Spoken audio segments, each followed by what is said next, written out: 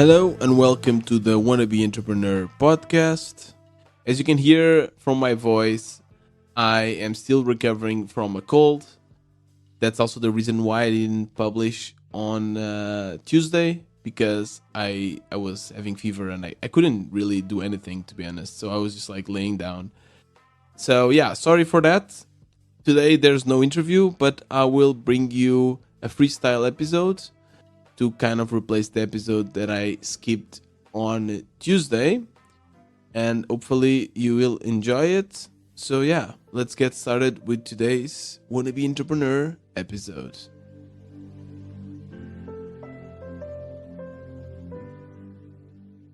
One thing that you can always count on in Portugal is that when there is a beautiful day with sun and good weather, the beach will be packed. Especially when we are, in that time towards the end of winter or in the first days of spring, when suddenly there's this kind of summer day popping up, everyone goes to the beach and enjoys it. And on summer, everyone normally goes towards the south of Portugal and enjoys a beach vacation. And with my family, it was basically always the same. We would go and enjoy the beach, and the normal day would be waking up and going to the beach around like 11 and then spending the whole day there tanning and doing nothing, just laying down. And a lot of people love that. A lot of people take that as a very relaxing day, but for me it's quite the opposite. For me, this brings me anxiety because I'm not doing anything, I'm just there laying down. So I, with time, kind of convinced my family that I don't really enjoy those kind of holiday. So I would stay at home and then go to the beach maybe towards the evening, or not the evening, the afternoon. Because when I go to the beach, I want to be doing stuff. I want to play volleyball, or now more recently spike ball. If you don't know about it, you just search on YouTube spike ball. It's a really really cool game and really nice to play on the beach or in the a park or something.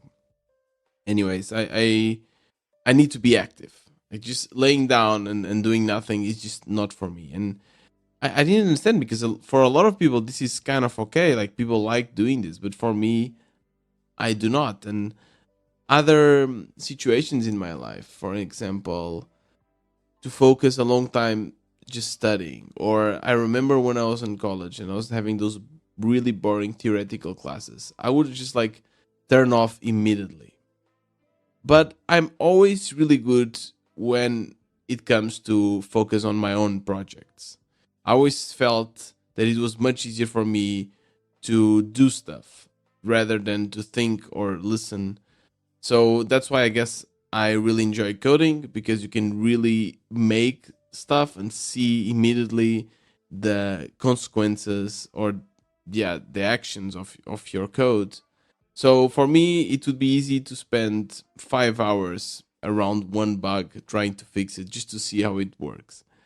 But it's definitely not easy for me to just spend 5 hours laying down on the beach.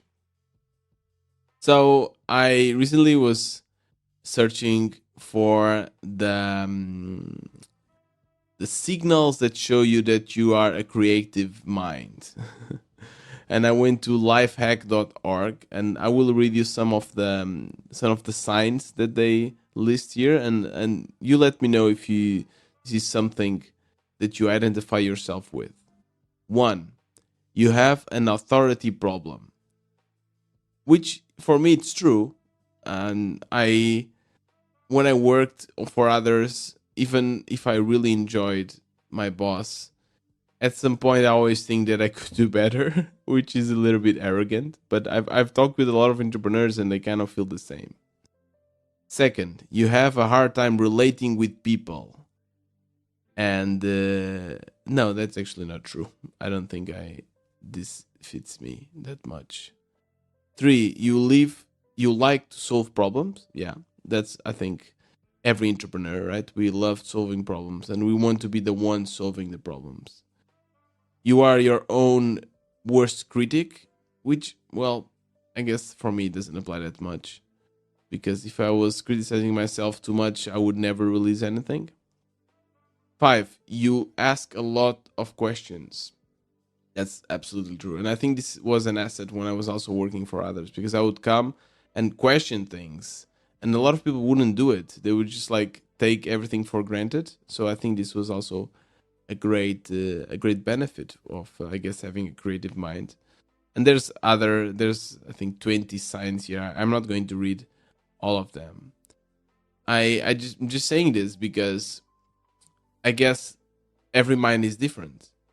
And for I guess the entrepreneurial kind of minds, our indie maker minds, we tend to be a little bit more creative, and we tend to have these signs. And I guess for a lot of us, it's hard to just laying down on the beach or do certain things that for others it's normal, and they like to do it. So on the past week, I went again to the summer holidays with my family, my partner, and everything. And basically, it was a bit weird because for me, I didn't take holiday from my projects. So now, when you become your own boss, you are the one deciding if you get to take holiday or not. And I decided that if I'm just going to the beach, I rather stay at home and work and then just meet them later on. And I thought this would work out, but in the end, this kind of semi-holiday scenario was not very productive. Was not the best because I always felt that I shouldn't be staying at home while the others were going for holiday, because I felt that I should be there with them, not because I wanted necessarily to be there enjoying the beach, but more because I wanted to be with them, enjoying the beach with my family and everything. So yeah, it felt a little bit weird and definitely not productive. I still tried to do a couple of things, but yeah, it was not the best, and I end up missing one or two, or one meeting actually that I had planned. I planned the meeting, and then I arrived there. And then I went to the beach and said, okay, I'll have the meeting at the beach. And then I forgot about the meeting. So it was really not the ideal way. I eventually one day actually decided to bring the laptop to the beach. And if you check my Twitter, if you follow me on Twitter, you probably saw that picture. It was comfortable but a bit weird, because imagine being on a beach and there's a lot of people around you and everyone is just like sunbathing or playing volleyball or beach rackets, whatever, and I'm there seated on the chair and just with my laptop. Yeah, it was a bit weird, but kind of worked out, surprisingly. Anyways, it was not the best scenario because I felt that then I couldn't work properly, or I couldn't either enjoy the holiday properly. So yeah, it was a bit weird. I think I need to do better next time. Maybe, yeah, I really don't know. I'll let you know if I think of something for my next semi holidays. Maybe I should just not have semi holidays. I just have holidays, or I don't. I don't know. Um, Something to think about for the future. Besides that, I returned right on this week. I was supposed to be already working, but I got this nasty cold, and it's not COVID, which is weird because it feels exactly the same as when I had COVID, but it's not. So I was completely floored for the first 3 or 4 days of this week, which is a bit frustrating because I just want to work and work, and I want to produce and be productive, but I just couldn't. So I don't know if this is kind of consequence of working too much, but to be honest, I don't think I'm working that much. I just had my semi holidays anyway, so yeah, it was a bit weird because I normally don't get colds like this. The first time I got a cold like this was when I got COVID or when I had fever and so on. And now this one, but yeah, this one was not COVID, so it was a bit weird. What are some new stuff that I can tell you about my projects? One interesting thing. So, do you remember when I told you about that kind of problem I had with Indie Hackers website, where the mods told me that I was spamming too much and I shouldn't do that. I After that I wrote an article that I posted on Indie Hackers as well as on my website, and it was titled titled titled. It was the title of the oh my god, I cannot speak. This is no, I'm getting better, seriously. But the title of the post was basically how to get traffic from indie hackers, something like this. So how I got 750 unique users coming from indie hackers, and I gave my technique, what I use, and I think people really enjoyed it. It got some upvotes on indie hackers, and for my surprise, it got featured on the Indie Hackers newsletter. Funny, right? They shared my post about how to get traffic from Indie Hackers on their newsletter, which is exactly what they told me not to do somehow. And it's not exactly spam what I do. If you read the post or if you listen to the last episode, you know it's not spam because I try always to bring value to each answer. But yeah, this is exactly what they told me not to do, and then they shared it on their newsletter. So yeah, that's some kind of mixed signal. So I guess I can continue doing it somehow, I guess. But yeah, this is really cool because I got some traffic coming from the newsletters, and that's always good. Besides that, today I finally finished the full automation of my indie lottery. And if you remember, it's basically that little product, I guess, where you share your email and your product and a little description. And every day at midnight UTC, I select randomly one product and send to the mailing list of all the participants. And yeah, people really enjoy it so far. It has a conversion rate of 20%, which is really good. So 20% of the people that open the lottery page end up submitting a product. So that's, I think, really good. And yeah, it's now fully automated, which is nice because I don't have to do much to keep it running. Before, I had to basically at midnight compile an email and send to everyone, and that was really annoying. So I kind of end up stop doing it for a while I was automating it, and now hopefully it will work at midnight and I won't have to do anything. Let me just tell you how I automated it because I think it's really cool. So I have a Python script that runs on a Google Cloud, and I have a cron job that activates this script, this function. And what this does is it goes to my database, randomly selects one winner, then updates the database winner and says, okay, now this is the new winner so that I can show it on the website. And then I use SendGrid, a cool tool that I found that allows you to generate dynamic templates, email templates, and then sends this to all the mailing list. And I also created an unsubscribe page where people can basically unsubscribe from the mailing list. So I think this is really cool. I'm excited to see how it works. I tried to launch it today actually on Twitter to see if I get a few people interested in that.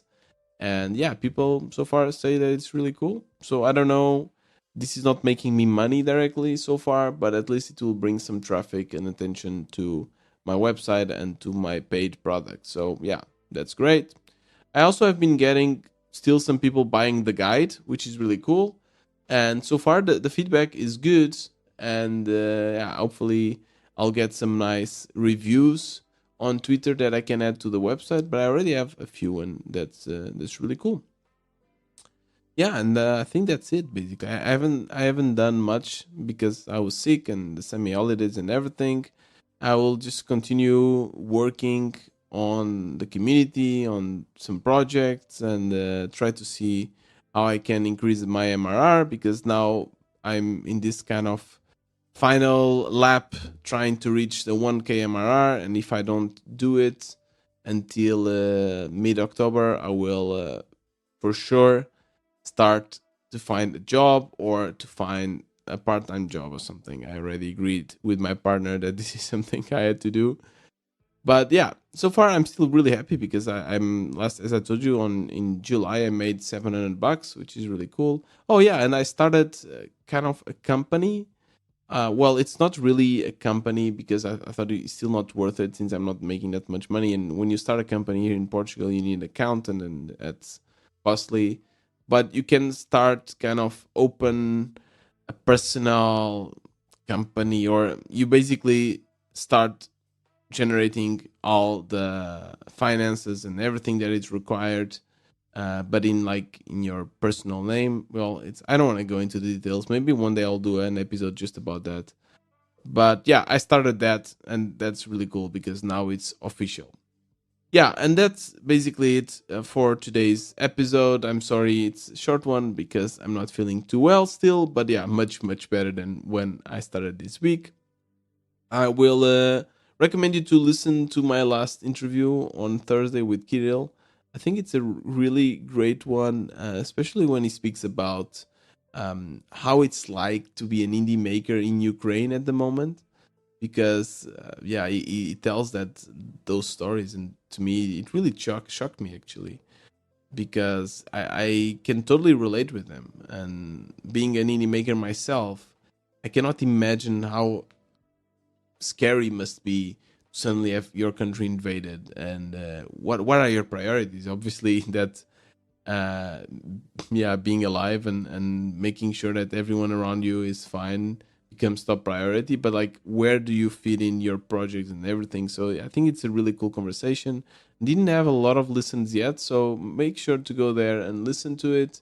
He also has a very cool entrepreneurial indie making story for you to listen to. So yeah, have a look into that. On that episode, I also shared a link where you can donate to help Ukraine. And there's multiple ways you can donate. There's multiple organizations. So check out that link, and I will also share that link in today's episode. So just go and check out the show notes. Besides that, if you want to help this podcast grow, there's many ways, especially monetarily. You can become a member of the Wannabe Entrepreneur. It costs $10 per month, and you can meet all the other indie makers. You can also buy the guide. It's $9, and it's a step-by-step guide to help you bootstrap your projects. Or you can just tweet about the show and share it with your indie making friends. Last but not least, send me a message on Twitter at WBE Podcast. I always love speaking with the listeners, so I would love speaking with you too. This was another Wannabe Entrepreneur. See you next time.